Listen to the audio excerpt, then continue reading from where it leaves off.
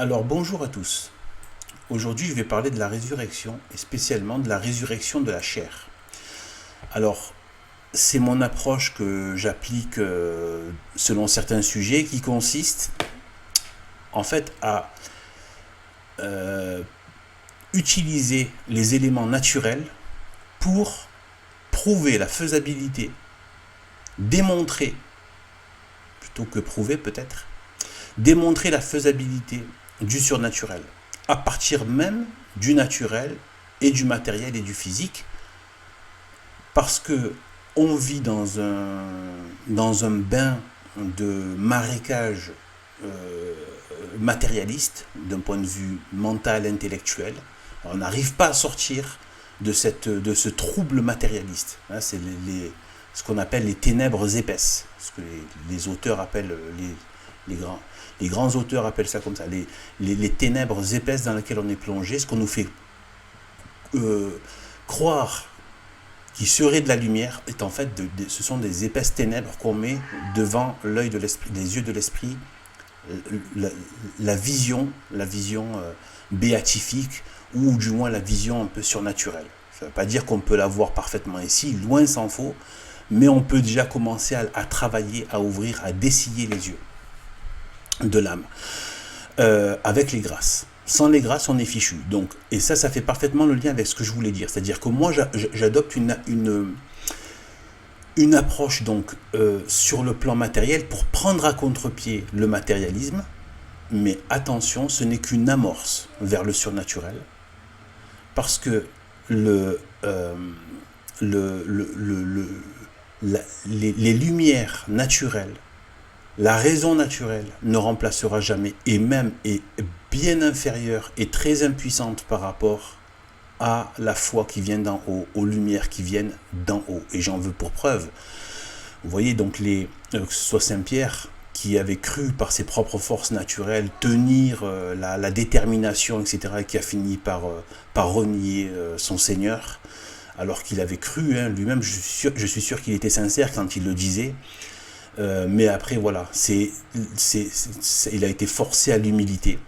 Ensuite, quand il a été interrogé, avant que Jésus-Christ lui remette les clés de l'Église, quand il a été interrogé sur « Qui es toi, qui dis-tu que je suis ?» et qu'il lui a fait répéter.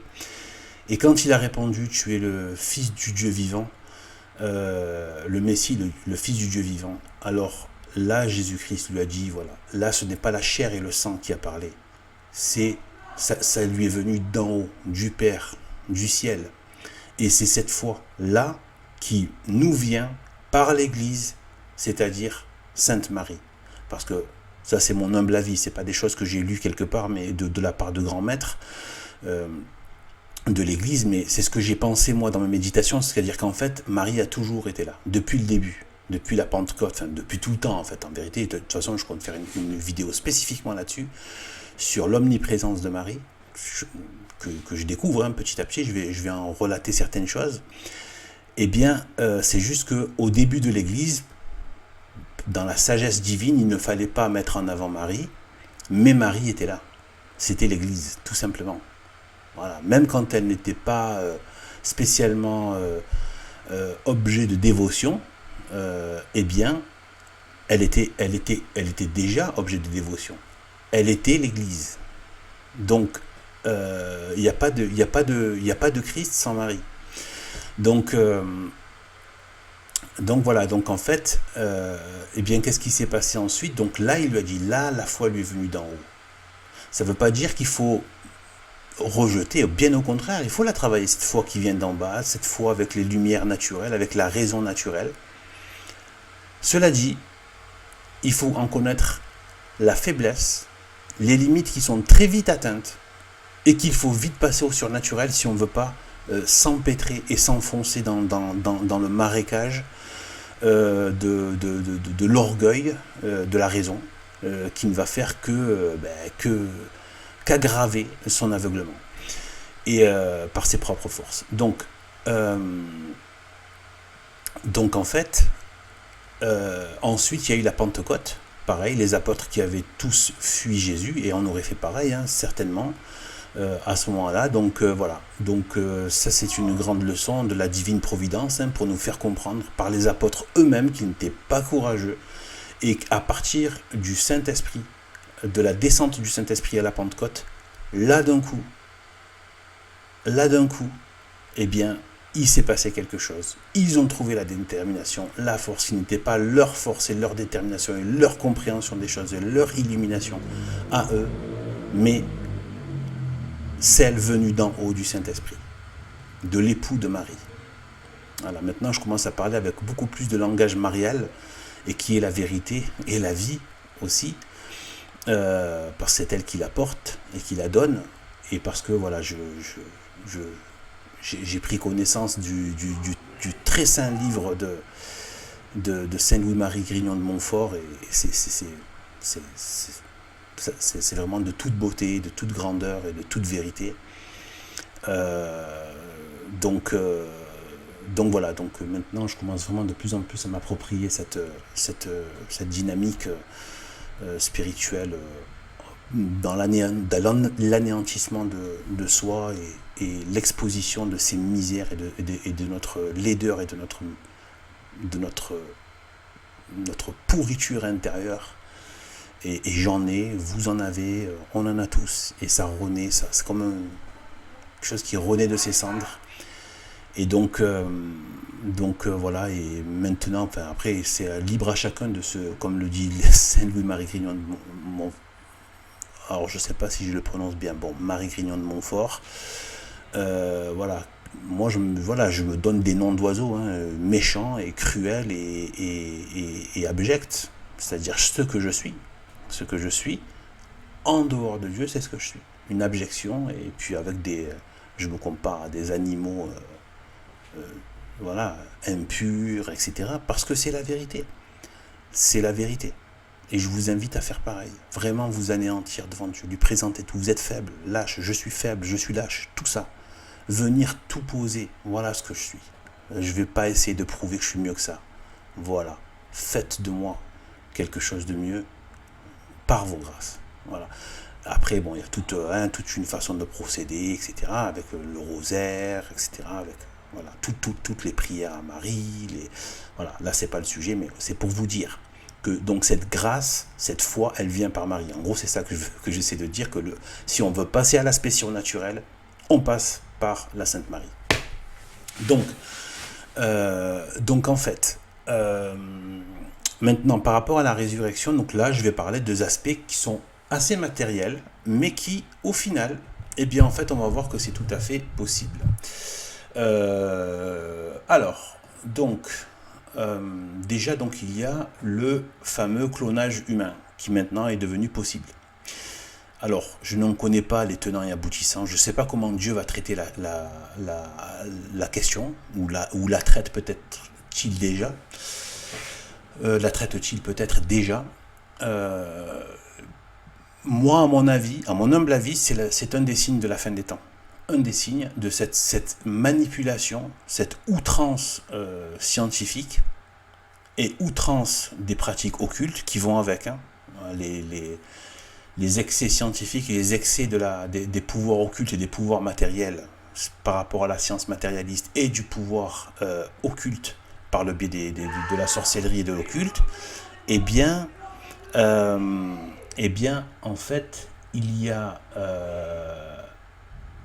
en fait, je pense que pourquoi, en fait, je me base tout simplement par rapport à avant le déluge. Une des choses Dieu ne parle pas beaucoup de cette époque-là, de cette ère-là, de cette humanité-là. Elle n'est pas bien développée. Elle n'est vraiment pas bien développée. On n'en sait pas grand-chose. Et à un moment donné, il dit, bon, les fils de Dieu, en fait, qui sont les anges déchus.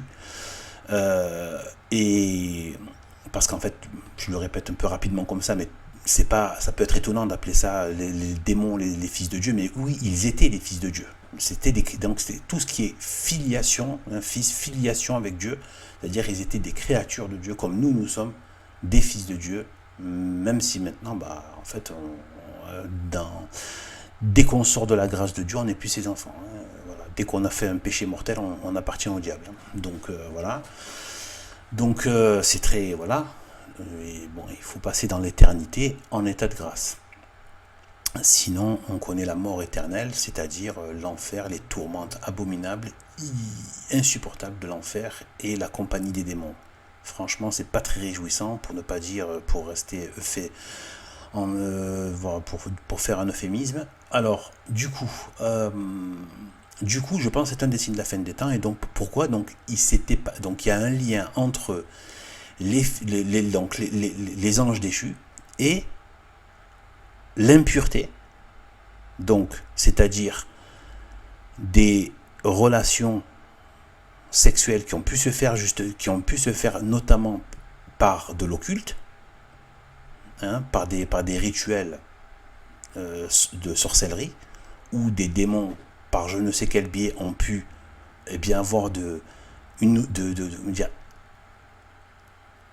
entrer dans la relation sexuelle avec des femmes qui visiblement étaient belles, puisqu'elles plaisaient aux anges déchus, aux démons, et parce qu'il est dit, il est dit qu'elle leur avait plu, et ensuite il dit, il fait pas forcément le lien, mais il enchaîne, il disait, en ce temps-là, les hommes vivaient avec les démons. Avec les... Ouais, ils ont toujours vécu avec les démons depuis la chute. Ils vivaient avec les géants. Voilà, donc les géants sont justement des fruits de manipulation génétique et occulte. Bon, enfin, ou occulte, ou un des deux, ou scientifique, ou occulte, ou les deux. Donc c'est possible d'ailleurs, là j'ai mis en ligne une petite vidéo là sur les géants, donc c'est possible aussi que certains géants récents viennent de manipulation occulte. Peut-être. Parce que tout cela se passe derrière des rideaux, mais il y a des manipulations occultes qui sont faites, il y a des rituels sataniques qui sont faits. Donc, qui sait d'où viennent, qui sait ce qui s'est passé. Donc, voilà, point d'interrogation. En tout cas, c'est possible à ce niveau-là. Donc, ensuite, donc ce qu'on peut dire aussi par rapport à ça, c'est que est-ce qu'ils vont avoir une âme, ces clones? Ça, je ne sais pas comment Dieu va faire. Est-ce que, voilà, en tout cas, si jamais ils font ça, ils ont dû déjà le faire, bien évidemment, et le pire, pour moi, c'est encore pire, c'est vraiment là. Donc, dès qu'on commence à toucher, à pervertir le règne naturel de Dieu, là où il y a la volonté divine, là, c'est grave. On atteint des degrés gravissimes, d'accord? Et comme si l'histoire est en train de se répéter, ce qui veut peut-être déjà signaler qu'il va certainement y avoir du châtiment. Voilà. Est-ce qu'il sera progressif, violent, brutal, on ne sait pas. Donc la science, finalement, l'aspect positif, c'est que la science, finalement, est en train de prouver, en faisant le clonage, et c'est ça mon propos, à partir d'une cellule humaine, sans fécondation, donc il n'y a pas besoin de faire une fécondation in vitro ou des choses comme ça, sans fécondation, à partir d'une cellule humaine, la possibilité de reproduire exactement le même corps. D'accord, la même séquence génétique. D'accord, en la mettant dans un milieu vivant, etc. etc. Donc, déjà, il faut savoir qu'ils ne font que répliquer. Pour l'instant, j'ai jamais entendu que la science avait pu, à partir de rien, créer une cellule humaine et une cellule vivante avec toute la séquence ADN génétique, etc., fonctionnelle, etc., avec tous les instincts d'espèce, etc. Un ordre parfait, etc. Donc ils font que répliquer pour l'instant. Donc on voit vraiment le singe de Dieu derrière, la marque du démon derrière, du diable. Et donc l'aspect positif, c'est ce que je disais, c'est-à-dire que ils sont malgré eux en train de prouver que la résurrection des corps est possible à partir d'une seule cellule. Donc merci la science, vous venez de matérialiser, vous venez de prouver que ce que dit l'Église, le credo date du tout début du christianisme à Rome, 3e, 4e siècle à peu près, et donc qui disait, donc, même si Jésus l'avait dit déjà bien avant, et même Dieu lui-même dans la Genèse avait dit, vous êtes nés poussière et vous retournez à la poussière, ça, là il parlait que du corps, il ne parlait pas de l'âme, donc, eh bien, dès la Genèse, c'était déjà dit que c'était possible. D'accord? Donc vous avez prouvé que à partir d'une cellule humaine, ce qui est marqué dans la Genèse dès les premières phrases, les premiers paragraphes, chapitres, que c'est possible. Donc,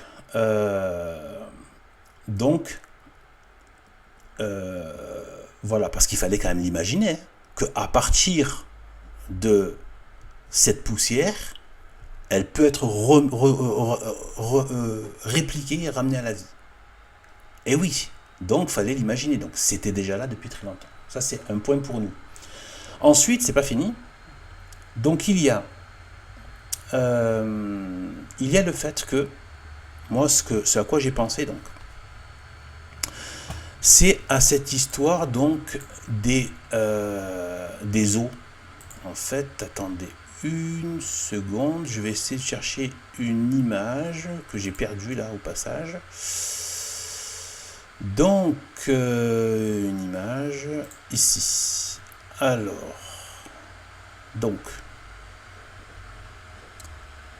voilà, donc dans le credo catholique, il y a, je crois, à la résurrection de la chair. Ça fait partie des choses qui sont de foi, qu'on ne peut pas être catholique si on ne croit pas fermement à la résurrection matérielle de la chair. D'accord ? Donc là, on a vu que c'était tout à fait possible, d'un point de vue matériel. Ensuite, même si on ne connaît pas les conséquences de comment va réagir à ça Dieu.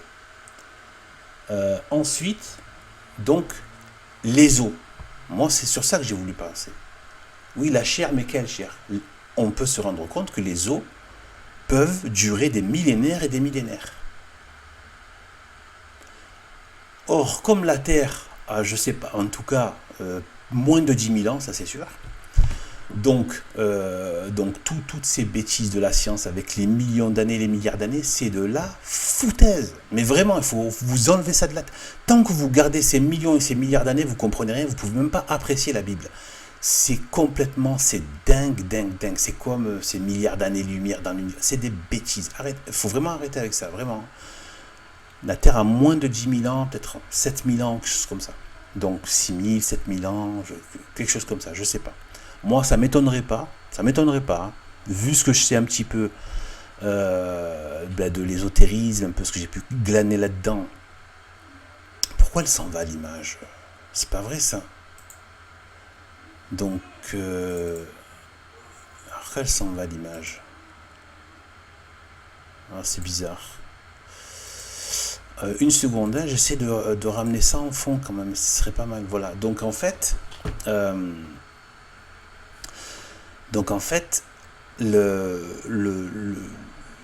moi ça m'étonnerait pas que Dieu termine l'humanité, clôt le chapitre de l'humanité en 9000 ans. Ça m'étonnerait pas. Ça, par rapport au 9. Voilà. Par rapport vraiment à la vraiment voilà à la c'est voilà le côté la série des 9 et le 9 hein, c'est à la fois une fin, mais il y a aussi le mot 9 dedans et novo, ça veut dire nouveau, c'est la fin et le début de quelque chose. Ça m'étonnerait pas d'un point de vue un peu plus, on va dire un peu plus mystique, que ce soit que toute cette affaire aura duré 9000 ans. Ce n'est qu'une supposition. Mon Dieu, qui suis-je ? Parce que pas que je me mette à me prendre pour je ne sais qui. Hein. Je veux dire, on ne sait pas l'heure, ça se trouve, c'est encore dans 20 000 ans, 30 000 ans, 100 000 ans, ou demain. Voilà, donc on ne sait pas. Mais bon, vu que Dieu nous a dit lui-même de regarder les signes et que voilà, ça va pas être ça va pas non plus durer des plombes et des plombes et des plombes, hein, puisque voilà, puisque les signes, on commence à les voir et ils font plus de doute maintenant. Au niveau des os, donc ils durent pendant plusieurs milliers d'années. Et il en reste beaucoup des cellules d'os. On le sait qu'à partir d'ossements, on peut déterminer beaucoup de choses de la personne. Donc, ça veut dire que, regardez par exemple à l'écran, même si toutes ces cellules se mettaient à devenir de la poussière, ça resterait des cellules. Ce qui veut dire que les milliards de personnes qui sont mortes, les milliards de personnes qui sont mortes, eh bien, il reste toujours des cellules. Enfin, les cellules d'os des milliards d'êtres humains qui ont vécu ici, sur cette terre,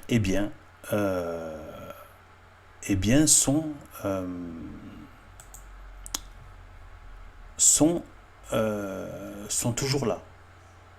Voilà, réactivables, etc., etc. Autre aspect, qui est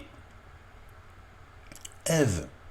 Ève a été tirée d'Adam, d'une côte d'Adam, donc l'os. Dieu a pu répliquer un être humain à partir de l'os d'Adam. L'os, donc c'est fort possible, ce sont les os que Dieu a laissés avec un aspect incorruptible, et on voit que même avec l'incinération, eh bien, il y a toujours une poudre qui reste. Donc voilà, à voir. Voilà donc un peu pour les arguments qui peuvent confirmer la foi d'un point de vue naturel aussi, et, tout en alliant bien sûr cela avec les éléments surnaturels. Voilà, donc j'espère que ça vous a plu, et voilà, que ça vous a apporté des choses pour votre foi, et à bientôt. Salut.